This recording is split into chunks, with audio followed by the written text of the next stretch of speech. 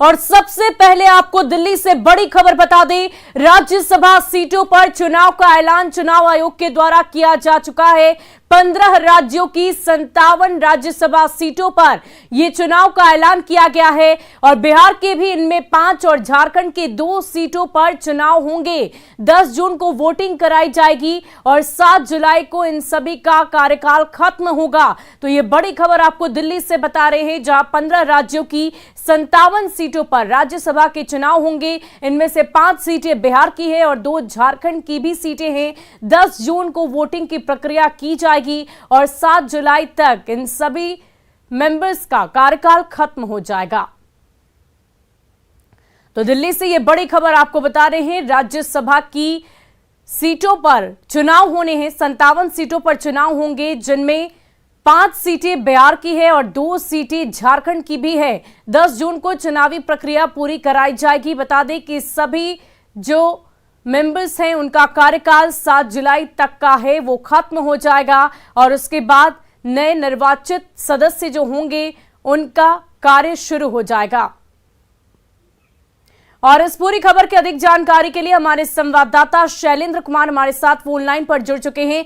शैलेंद्र, चुनाव की घोषणा तो की जा चुकी है, अब आगे की प्रक्रिया क्या कुछ होगी?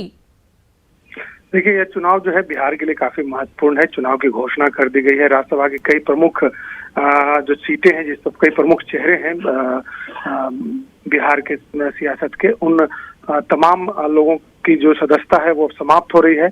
और यह परंपरा रही है कि पहले ही समाप्त होने के पहले ही चुनाव करा ली जाती है और अब चुनाव का ऐलान भी हो चुका है। और बिहार में इसको लेकर के कहीं न कहीं कहा जा सकता है सियासत तेज है। एक सीट जो महेंद्र प्रसाद के निधन के बाद खाली हुआ था, उसके लिए पहले ही घोषणा कर दी गई है और उसके बाद अब जो बाकी बिहार की जो 5 सीटें हैं उस पर भी, उसके लिए भी चुनाव की घोषणा कर दी गई है और 10 जून तक इस चुनाव को संपन्न करा लेना है।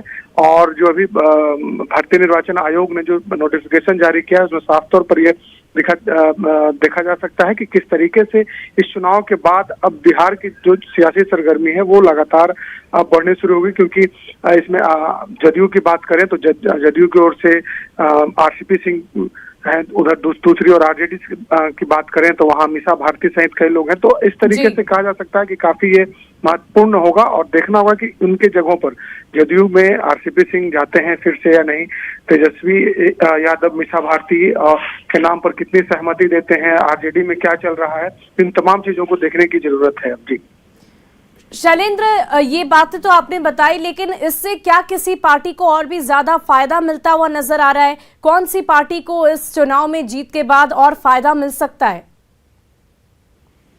देखिए, इस संख्या बल के आधार पर यह चुनाव होना है। आमतौर पर यदि हम बिहार की बात करें तो बिहार में बहुत कम ही ऐसे मौके आए हैं जब इस पर वोटिंग होता है। आमतौर पर जो संख्या बल के हिसाब से ही चुनाव करा लिया जाता है। बीजेपी की सीट इसमें खाली हो रही है, जदयू की भी सीट खाली हो रही है और आरजेडी की भी सीट खाली हो रही है। तो कहा जा सकता है कि तमाम लोगों के लिए ये काफी इम्पोर्टेंट होगा। जदयू में ये देखना होगा कि रामचंद्र प्रसाद सिंह, आरसीपी सिंह जो केंद्रीय मंत्री हैं, वो कंटिन्यू करते हैं कि नहीं, मीसा भारती कंटिन्यू करती हैं कि नहीं। क्योंकि पिछली दफा भी जब मीसा भारती को राज्यसभा जाना था तो उसके पहले काफी सियासी चर्चाएं हुई थी और इस बार भी देखना होगा कि क्या तेजस्वी यादव, लालू प्रसाद यादव मीसा भारती के नाम पर सहमति देते हैं। वाकई शैलेंद्र, आप बने रहे हमारे साथ। तो फिलहाल हम कुछ और जानकारी अपने दर्शकों को दे दें। अब देखिए कि किन राज्यसभा सांसदों को कार्यकाल जुलाई में उनका खत्म हो जा रहा है। ये सांसद है बीजेपी से गोपाल नारायण सिंह, बीजेपी से सतीश चंद्र दूबे, जेडीयू से आरसीपी सिंह और जेडीयू से निलंबित किए जा चुके हैं शरद यादव। उनका कार्यकाल भी 7 जुलाई तक का था, लेकिन वो पहले ही निलंबित हो चुके हैं। उसके लिए भी 10 जून को चुनाव होंगे। वहीं आरजेडी से मीसा भारती का कार्यकाल भी 7 जुलाई को खत्म हो रहा है। तो शरद यादव 7 जुलाई को इनका कार्यकाल खत्म होगा, राज्यसभा सांसद हैं ये। इसके अलावा मीसा भारती आरजेडी से हैं और इनका भी कार्यकाल 7 जुलाई को खत्म हो जाएगा। तो ये तमाम ऐसे सांसद हैं जिनका कार्यकाल अब खत्म होगा। गोपाल नारायण सिंह बीजेपी से हैं, राज्यसभा सांसद, इनका कार्यकाल भी अब खत्म होगा। सतीश चंद्र दूबे राज्यसभा सांसद बीजेपी, इनका कार्यकाल भी 7 जुलाई तक का ही है। और वहीं आरसीपी सिंह जेडीयू से हैं और इनका कार्यकाल भी 7 जुलाई तक ही है और ये खत्म हो जाएगा। शरद यादव राज्यसभा सांसद हैं, इनका भी कार्यकाल खत्म हो जाएगा। तो ये तमाम ऐसे सांसद हैं जिनका कार्यकाल 7 जुलाई तक का ही है और ये अब इनका कार्यकाल खत्म होगा और इनकी जगह पर अब आगे चुनाव की प्रक्रिया कराई जाएगी। और इस वक्त हमारे संवाददाता शैलेंद्र हमारे साथ जुड़े हुए हैं, उनसे बातचीत करते हैं और जानकारी लेते हैं। शैलेंद्र, और क्या कुछ जानकारी मिल सकती है? जिस तरीके से चुनाव आयोग ने अब ऐलान किया है 10 जून को जो चुनावी प्रक्रिया होगी वो कैसे पूरी की जाएगी?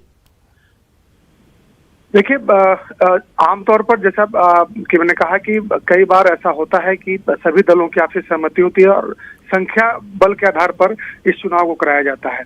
यहाँ तक यदि हम 5 सीटों की बात करें तो इसमें जो अभी फिलहाल संख्या बल दिखाई पड़ रही है उसमें 2 सीट राजद को, 2 सीट बीजेपी को और 1 सीट जदयू को मिलता दिखाई दे रहा है। और बाद में आपसी क्या इन लोगों की सहमति होती है, क्या बातचीत होती है, उस आधार पर भी सीटें तय की जाती हैं। लेकिन फिलहाल जो संख्या बल के अनुसार जो तस्वीर दिखाई पड़ रही है 5 सीटों में इस तरीके से बंटवारा हो सकता है। हालांकि चुनाव न हो इसकी जो गुंजाइश है वो ज्यादा है, क्योंकि तमाम लोग जो हैं वो चाहते हैं कि इस राज्यसभा के चुनाव में वोटिंग की नौबत नहीं आए। हालांकि बिहार में वोटिंग भी हो चुका है चुनाव को लेकर के, लेकिन इस बार जो संख्या बल है उसके अनुसार से पहले तमाम लोग जो है, तमाम राजनीतिक दल के लोग हैं, वो कहीं ना कहीं अपनी जो सियासी गणित है वो बनाएंगे।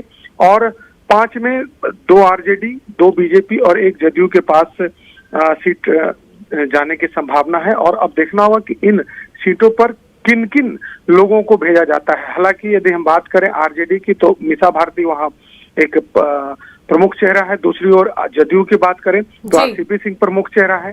तो इन दोनों को लेकर के क्या चल रहा है दोनों दलों में, ये देखना होगा कि इन दोनों को कंटिन्यू किया जाता है कि नहीं किया जाता है। बीजेपी से बात कर ले तो गोपाल नारायण सिंह भी एक बड़े चेहरा हैं और अभी हाल के दिनों में गोपाल नारायण सिंह के इलाके में एक बड़ा कार्यक्रम भी हुआ, वहां तमाम बीजेपी की जो दिग्गज है वो जुटे थे। तो कहीं ना कहीं उससे भी मैसेज देने की कोशिश की गई है। और शरद यादव का जो कार्यकाल है वो समाप्त हो रहा है। हालांकि शरद यादव पहले ही उनको निलंबित कर दिया गया था, तो अब ये सीट भी आरजेडी के पास जाता दिखाई दे रहा है। तो कुल मिला के कहा जा सकता है कि काफी महत्वपूर्ण होगा, 5 सीटों पर चुनाव होना है। जी, इसमें बहुत बहुत शुक्रिया हमारे साथ जुड़ने के लिए, तमाम जानकारी के लिए। तो चुनाव आयोग की तरफ से ये बड़ा ऐलान किया गया है, 10 जून को राज्यसभा की तमाम सीटों पर चुनाव होंगे। 7 जुलाई को तमाम सांसदों का कार्यकाल खत्म हो रहा है, जिनमें बिहार की 5 सीटें हैं और झारखंड की भी 2 सीटें हैं, जिसको लेकर चुनाव होने हैं और पूरी प्रक्रिया आगे बढ़ाई जाएगी।